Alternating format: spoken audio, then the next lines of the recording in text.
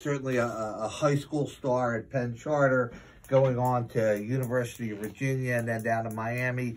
You've traveled a lot and you've seen a lot.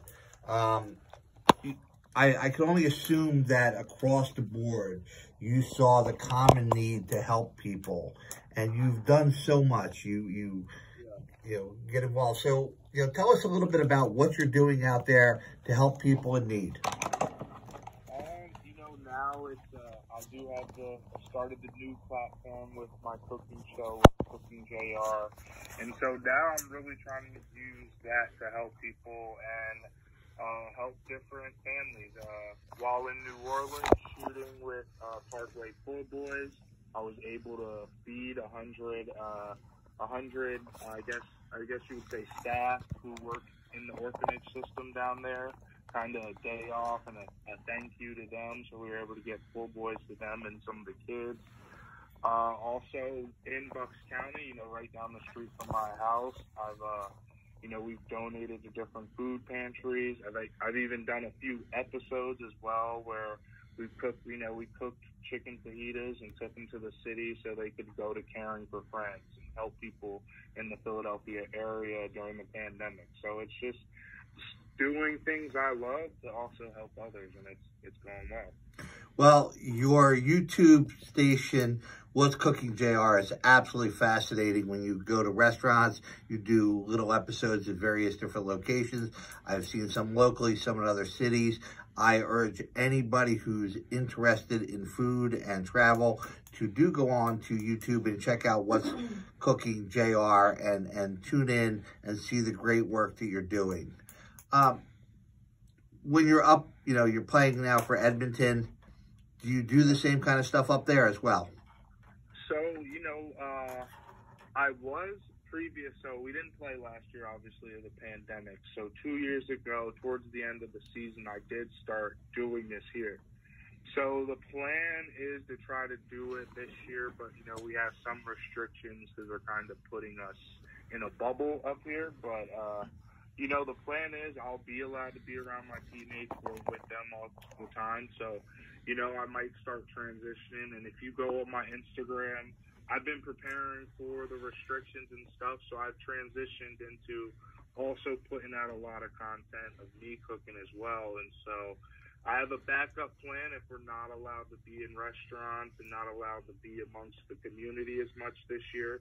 And you'll see me doing a lot more cooking and barbecuing at home, featuring different guest teammates. And, we got a lot of NFL, CFL stars up here on my team this year. And, we should make a pretty good run as well. So it'll be a fun season. Well, certainly be following you. And as I go through your career, I know, from the NFL, you played with the Packers, you played with the Cardinals, you were with the Seahawks, you were San Francisco 49ers, you were with the Dallas Cowboys. We're talking to a lifetime Eagle season ticket holder, but it's very funny. One of our other guests in the studio today, when I said something about that, he said, "That's my team." I was like, okay, and with the Buffalo Bills. So you must have a big list of other food lovers to draw from, because I know one thing about NFL players: there is a love of food for the majority of them. Yeah, so I have a good net of people that I've played with and known throughout the years that, hope to get on the show. And, that's the thing we'll have coming. But right now we got to use the restrictions that are put into place right now and get it going however we can. Well, one of the very unique stories about you, and it says a lot about who you are as a young man growing up, through Penn Charter, growing up in the area. When you're at University of Virginia, you were involved in a camp, and they would go out and do different charitable things and all. And one of the things I heard actually from you was, a story about when you were going out to visit children that were born with AIDS. And one of the kids commented about, you were one of the few people who ever played with him because he had AIDS or he had HIV. What kind of impact on a young man? I mean, you're in college. Does that have? I mean, that has to be dramatic to see that type of situation and change you, You know, what was that like? You know, honest, you know, a lot of like people have asked me that, and people were like, "Were you nervous?" And that's like that was something that I realized early on. Like I was never nervous to be around other people, and I think a lot of that had to do with my parents. You know, my dad had his own construction business, and you know, I would be around a lot of different workers, a lot of people that came from a lot of different incomes and backgrounds. And so I think that's something that made me be open to this. And then just knowing that I had a positive impact because I was an athlete, it made me wake up and say, you need to continue to do this and continue to help people if it's going to do that much. Just spending an hour playing basketball is something I already enjoyed doing and would be doing at that time anyway as like extra conditioning because it was summertime. So it's always been working, and it's continued to grow as my career has grown. So I have to ask, you know, I'm 6'2", I tipped the scales at about 245. You're listed as 6'6", tipping the scales at about 300 pounds. You're an offensive lineman, for anyone who doesn't know that.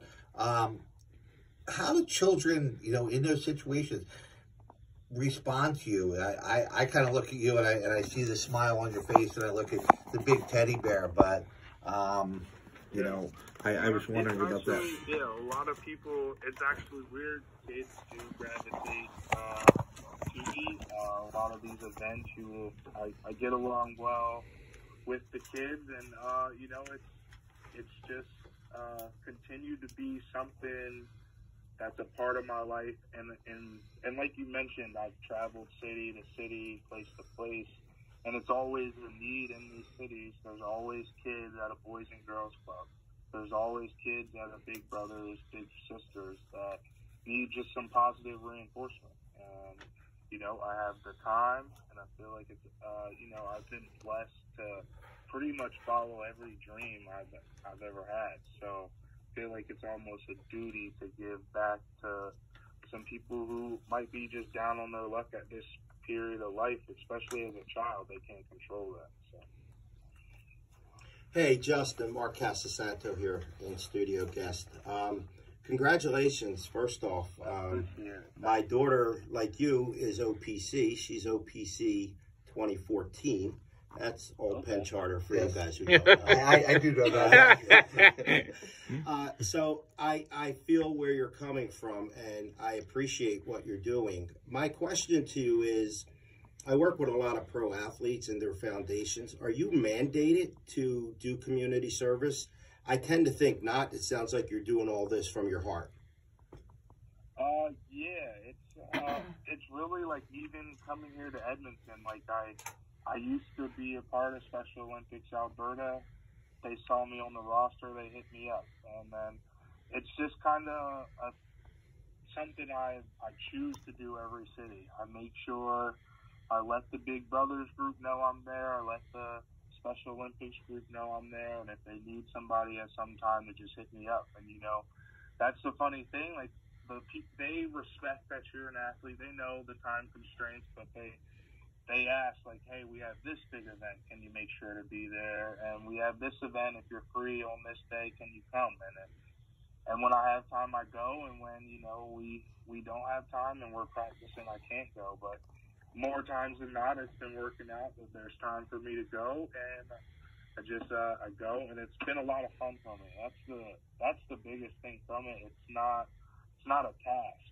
It's fun. You meet great people. Like 2 seasons ago, I lived in a nice hotel, lived on one of the top floors, but literally 3 blocks away was a homeless shelter. Twice a week, I walked over there and served food to people I walked by on the way to practice. And I knew the homeless people that would be outside our practice field because I served them food twice a week. So it's just treating people like humans, and they treat you like a human, and, you know, you meet great people. I met painters, graffiti artists, you know, I've met all types of people doing all types of different events, and people you wouldn't expect that change your life at the same time as you're changing their life. That's amazing work. Congratulations. I think that's a side of professional athletes that not a lot of people see. They see the bad stuff, and a lot of times they don't see the good stuff. Continued blessings, my friend. Good stuff. I appreciate it. Thank you. Now, I also know that you pack lunches for kids who are food insecure too. How did you get started in that? And is that in Canada or is that here in the U.S. too?